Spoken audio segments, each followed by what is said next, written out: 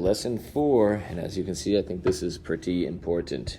You got to understand how to factor out a greatest common factor.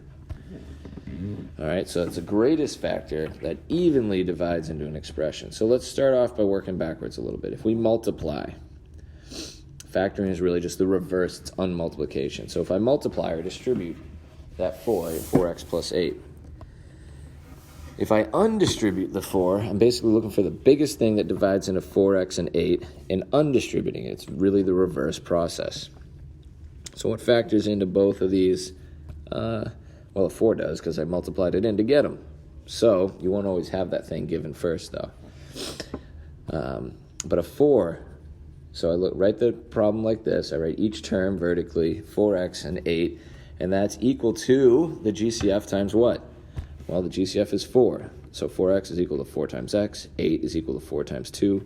I want both those 4's there so that these 4's are the GCF that goes in front of that.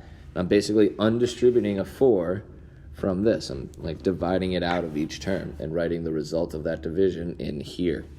All right, let's try another one. Our GCF is 7. So 7x is the same as 7 times x. 7 times negative 3 would be negative 21. So 7 is the common factor. Factor that out. Leaves me with the x minus 3 there. Here, what divides into both of those? Well, an x divides evenly out. Only an x, not an x cubed. If I divide too high a power, I'll get a variable on the bottom. That'd be weird. So x divides out, and a 4 goes into each term. So 4x is my term that divides out of each. And when I divide each term, or write each term as a product, I get 4x times the 9x squared, the negative 6x, and the 2. So these are what go in here. There's my final result.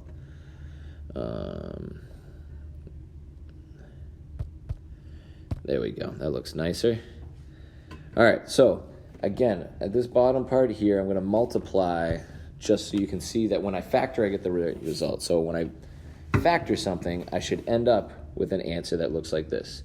If I multiply it back together, I should get the thing that I was factoring. It'll make more sense as we do more of these. So if I multiply that together, what do I get? Extended distribution, and there's no like term, so that's what I get. So that is this thing up here. Okay, so what I'm going to do is I'm going to factor this, and if I do it right, I'm going to get that thing that I initially multiplied. All right, so let's factor. Look for a greatest common factor out of every term. There is none, so we're done. Solve the puzzle and split the middle term. That's our next lesson. That's if there's 3 terms. Now, group. So I'm going to treat the first 2 terms and the second 2 terms as groups. I rewrite them like this, the sum of 2 groups. Make sure I keep the signs here and be careful about that. All right, so now, in each group, I look for the greatest common factor, just like I did up in this example and the first example. All right, so in the first group, I write the 2 terms. I can factor out a 3x squared from each of those. And it leaves me 3x squared times x and 3x squared times 5. Again, write those 2. I can factor a negative 2 out of each. So that leaves me with a 3x squared on the outside. This goes here. And then factoring the negative 2 out, I write the minus 2. Oh, there shouldn't be an x there, sorry. And then